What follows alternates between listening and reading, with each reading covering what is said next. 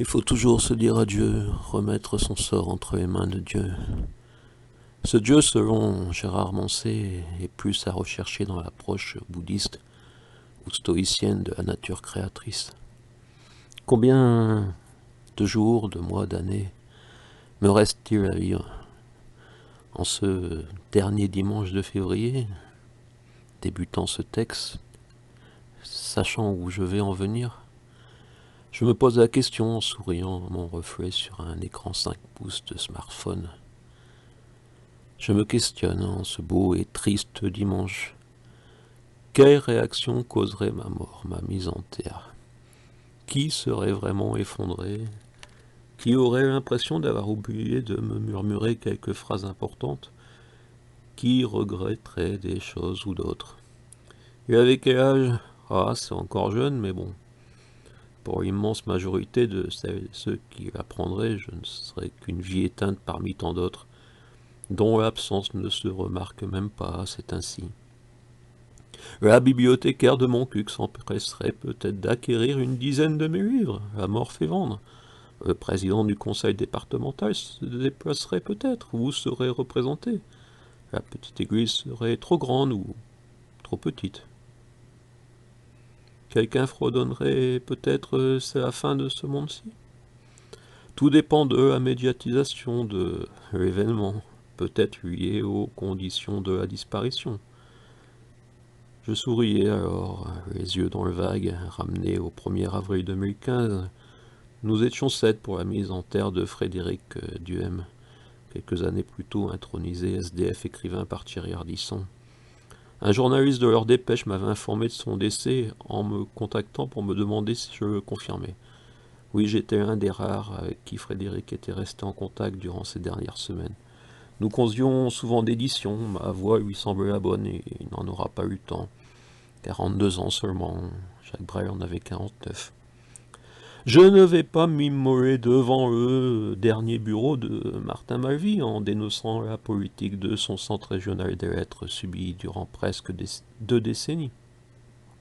Ni devant celui de Gérard Miquel, ni devant les quartiers du ministre de la Ruralité, dont la dépêche a si bien relaté ma centaine de publications.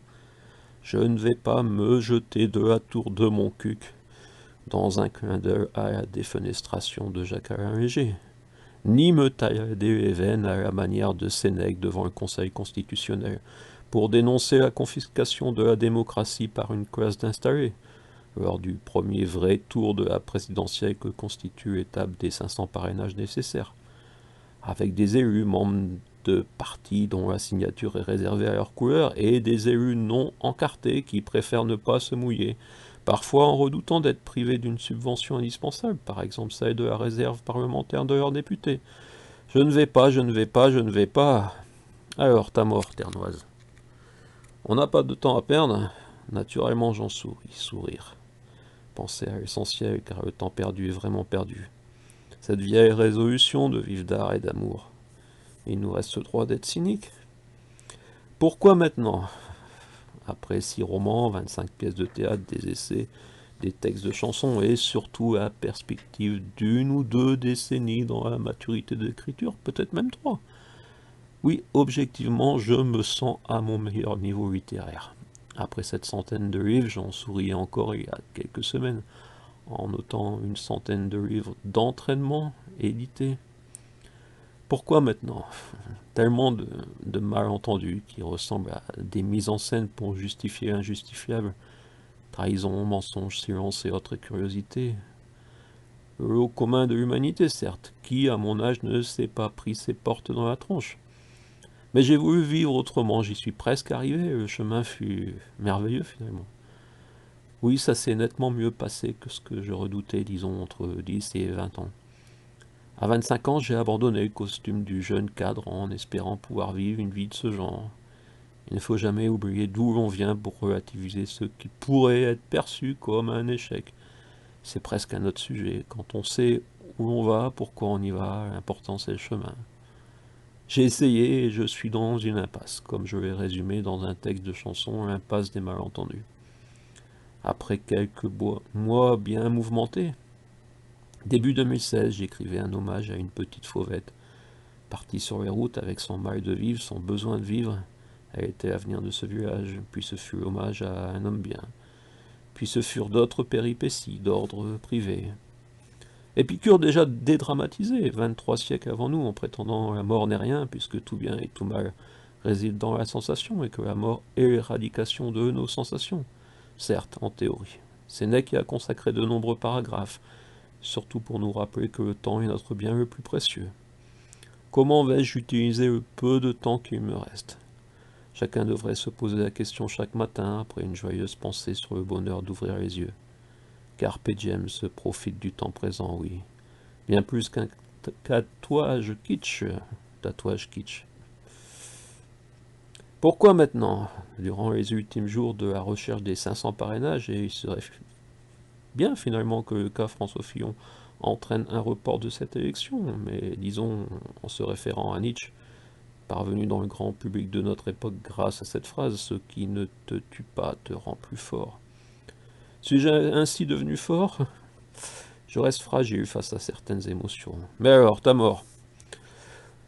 La vie, l'œuvre et les combats de Stéphane Ternoise sont terminés. Stéphane Ternoise était plus qu'un projet artistique, c'était un choix de vie. Je me suis totalement impliqué, reprenant même dans ma sacoche l'ensemble du vécu précédent. J'ai essayé de faire pour le mieux, je n'ai pas toujours été compris, forcément. Cette incompréhension, j'en suis parfois sûrement responsable par des maladresses, des précipitations, des obstinations, etc. Je ne calcule pas assez avant d'agir, oui. Malgré l'âge, je reste très spontané. Je ne suis pas calculateur, j'y arrive pas. Je fais les choses. Mais cela ne justifia jamais des réactions aussi violentes, mesquines, cyniques. Donc on peut écrire Stéphane Ternoise, 1968-2017. Car vivre Stéphane Ternoise serait être d'une autre planète, d'un autre monde, ce qui ne me dérange finalement pas trop, quand je vois l'état de notre monde. Sauf s'il interdit l'essentiel. Sénèque a appliqué la sentence prononcée par Néron. J'ai l'impression d'appliquer la sentence d'un procès truqué, stalinien, sans défense ni possibilité d'appel. Alors j'accepte. Je sacrifie Stéphane Ternoise. Quant à moi, le moi du quotidien, je vais ainsi essayer de vivre l'essentiel. C'est une autre histoire que je ne raconterai peut-être jamais.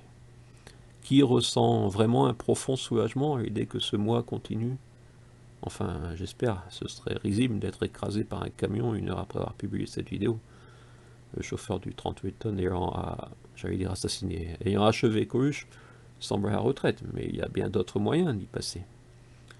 Je m'autorise même à traîner ici ou là, mon fantôme. Ça vous fait quoi d'être mort? Je m'entraîne pour l'éternité en doutant d'une suite aussi surprenante. Je pose ainsi la question de l'identité. Qui sommes-nous? Sommes-nous réductibles à un nom imposé à la naissance? Romain Gary, devenu Émile Ajar, Jacques-Alain Léger, prenant le masque Paul Smile. Goethe s'était créé un double, jeune Werther, et a ainsi tenu le coup. Je sacrifie Stéphane Ternoise. La mort de Stéphane Ternoise, oui, je préfère être le premier à l'annoncer.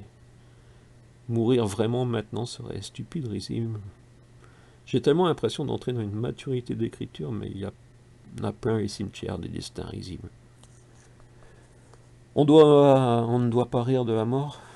Jacques Huvin, jeune, chantait « Je suis mort », qui dit mieux. Ça ne se fait pas, pensez aux réactions. Oui, et si c'était vrai, ça vous ferait quoi? Jésus aurait ordonné à Lazare « Lève-toi et marche, on meurt, on ressuscite ».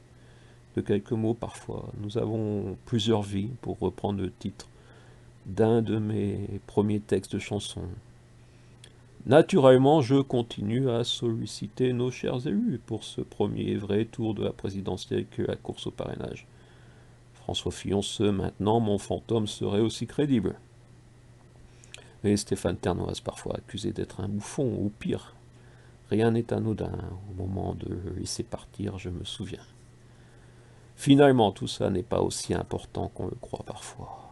Bien avant 150 ans, que restera-t-il de nos cris du cœur, de nos blessures, de nos sourires, de nos envies de vivre, du mal-être parfois assourdissant, de nos trahisons, de nos douleurs, de nos espoirs, de nos rêves? Que reste-t-il de nos romans, de nos chansons? L'important c'est de faire les choses et d'être en totale sincérité avec soi pour pouvoir être avec les autres. Je sacrifie mon plus beau nom. En aurais-je un autre? À quoi bon peut-être? Toujours compliqué de se trouver un nom, certains se contentent ainsi d'un prénom. Peut-être n'ai-je plus rien à raconter, ou alors ce qui reste à dire ne peut être que dans le cadre d'une forme de journal vraiment posthume. Quelques livres sont pourtant presque terminés, comme celui sur nous l'avoir dû, car si, je suis donc l'homme sans nom, pour l'instant. Dans nos vies, nous enchaînons des périodes, certes il s'agit toujours de la même entité, mais nous passons parfois ailleurs. On a des rêves et ils se cognent contre la réalité, on nous dit que ce monde n'autorise pas ce genre de rêve. On voudrait revivre, ça veut dire on voudrait vivre ces rêves. Et dans 150 ans, qu'en restera-t-il? Des chansons nous accompagnent ainsi depuis déjà plus de 25 années, me revient régulièrement en tête, quel que soit le temps que ça prenne, quel que soit l'enjeu, je veux être un homme heureux. J'en écrirai peut-être encore des textes destinés à la chanson, moi aussi. Dans quelques jours sortira le premier album de Blondin et la bande des Terriens intitulé « Oh, quelle coïncidence ! Heureux ou riche ?» Bonne écoute, longue vie. On ne peut jamais prévoir les conséquences de nos actes. Mais c'est pour moi un instant de vérité. Autre chose est possible. Moins de malentendus et de maladive méfiance. Quand toute chose se défend, on peut toucher du doigt une inaccessible étoile. Quand on se sent dans une impasse sans possibilité du demi-tour ni marche arrière, il reste la possibilité de détruire la voiture pour essayer d'ouvrir un passage dans le mur. Je fonce sur le mur, voilà. Je sais que le choc va détruire la voiture. J'ignore la manière dont s'en sortira le conducteur et ceux qui l'accompagnent. Mais derrière, mais où sont passées les lumières qui nous guidaient? Derrière le choc, il y a l'essentiel, ce qui sera retenu. Derrière le mur, c'est l'harmonie ou l'agonie. On en est là, j'irai marcher au bord de l'eau. Comment ce dernier dimanche de février, il n'y a que mon ombre qui s'achoue, un fantôme.